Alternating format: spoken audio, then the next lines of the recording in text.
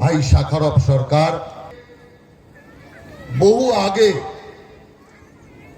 এই টিয়াতে আমি এসেছিলাম, দুবার এসেছিলাম। একবার এসেছিলাম সাংগঠনিক কাজে, আরেকবার এসেছিলাম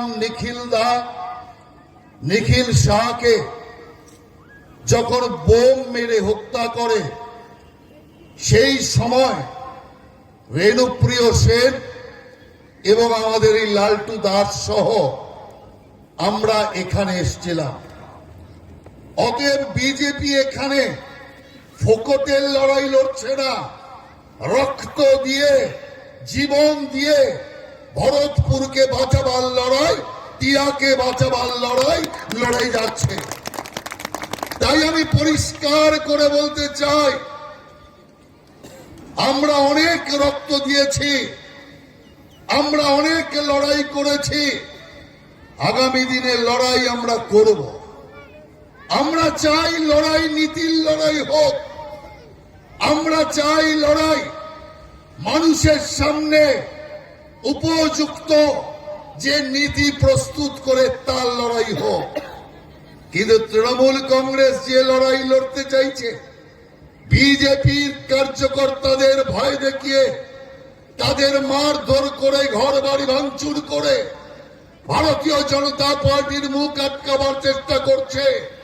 কান খুলে শুনে রাখুন, এই মঞ্চ থেকে পরিষ্কার ঘোষণা করছি, তৃণমূলের নেতারা শুনে রাখুন, বিজেপি কার্যকর্তাদের উপর হামলা চালালে বাড়িতে সিবিআই যাবে, এটা পরিষ্কার করে বলে দিচ্ছি।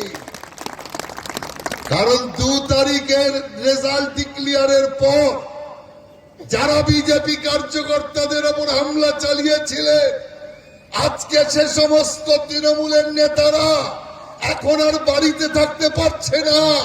সিবিআই ধাক্কায়, সিবিআই তারায় এলাকা ছাড়া হয়ে গিয়েছে।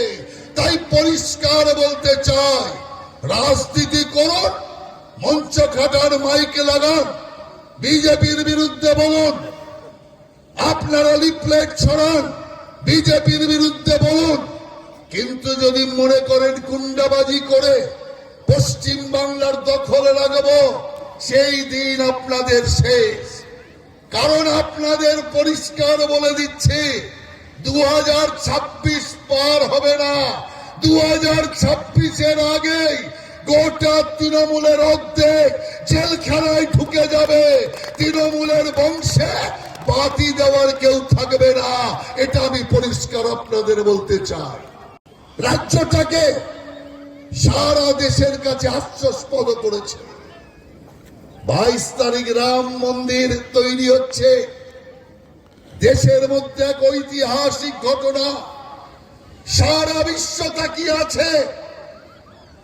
যখন রাম মন্দির তৈরি হচ্ছিল না, তখন এই সিপিএম, কংগ্রেস, তৃণমূল চিৎকার করত, বিজেপির ইলেকশন এজেন্ডায় রাম মন্দির নেই কেন? তাহলে কি রামকে আপনারা ছেড়ে দিয়েছেন? যখন আমরা রাম মন্দির বলি না, ওরা রাম মন্দির নিয়ে চিৎকার করে।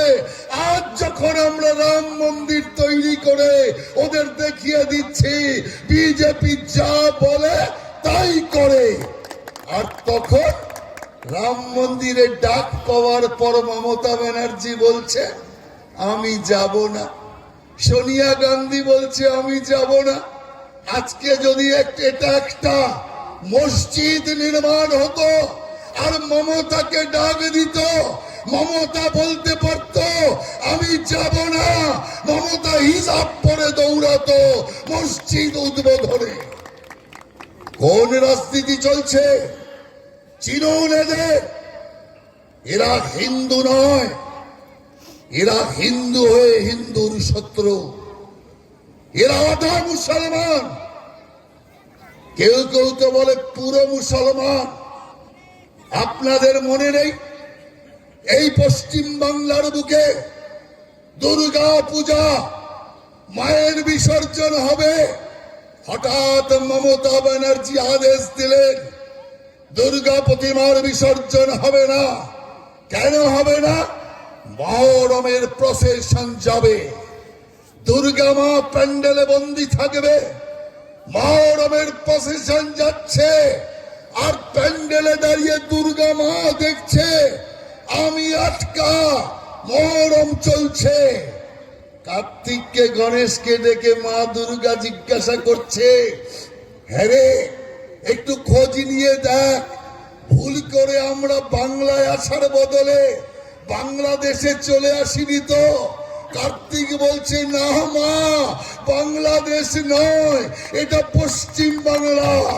অর্থাৎ মা দুর্গা প্যান্ডেলে আটকা পড়ে রইল। এ মহা পাপ করবার পর যখন মমতা ব্যানার্জি বুঝতে পারলো অসুর ধ্বংসকারিণী মা এই জাতীয় অসুরকে ক্ষমা করবে না, সেই কারণে এখন ক্ষমা চাইতে হবে। কোথায় ক্ষমা চাইবে? বাংলার কোন মন্দিরে গেলে যদি মুসালে তো আর চালাকির রাজনীতি চলবে না, সেই কারণে কায়দা করে গেলেন উড়িষ্যায়। নবীন পট্টনায়কের সাথে মিটিং এর ছলে উড়িষ্যায় গিয়ে ভাবলেন কাক ভোরে সূর্যদেব ওঠার আগে চলে যাব জগন্নাথ দেবের মন্দিরে। বাবা জগন্নাথের পায়ে মাথা ঠেকালে এই পাপ থেকে মুক্তি পাবো। ভোরবেলা আলো ফোটার আগে মমতা সোজা চলে গেলেন জগন্নাথ দেবের পুরীর মন্দিরে গিয়ে চুপি চুপি সবে মাত্র প্রথম সিঁড়িতে পা রাখবে, ওপরে দাঁড়িয়ে থাকা পুরোহিত বলছে, দাঁড়ান ম্যাডাম, আপনি আগে আসবেন না, এটা হিন্দু মন্দির, এতে মুসলমানের প্রবেশ নিষেধ। চিৎকার শুরু করলেন বিজেপি ষড়যন্ত্র। সাংবাদিক ভাইয়েরা জিজ্ঞাসা করলো সেই পুরোহিতকে, আরে উনি মমতা ব্যানার্জি ব্রাহ্মণ, তাকে আপনারা মুসলমান বললেন কি করে? বলে আমরা তো বাংলায় যাই, পশ্চিম বাংলায় যেখানে এই দিকে তাকাই গাছের মধ্যে ঝুলছে হিজাব পরা মমতা, লাইট পোস্টে ঝুলছে বোরখা পরা মমতা, কোথাও রাস্তায় টানানো আছে নমাজ পড়া মমতা। অতএব আমরা বুঝবো কি করে? আমরা ভেবেছি উনি হয়তো মুসলমান ধর্ম নিয়ে নিয়েছে।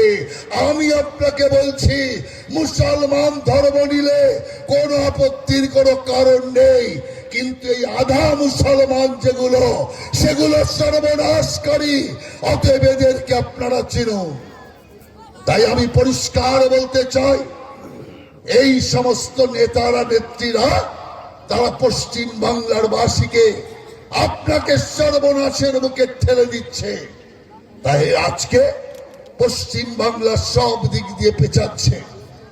অমর্ত্য সেন আজকে বলছে পশ্চিম বাংলায় বিপজ্জনক ধর্ম নিয়ে রাজনীতি।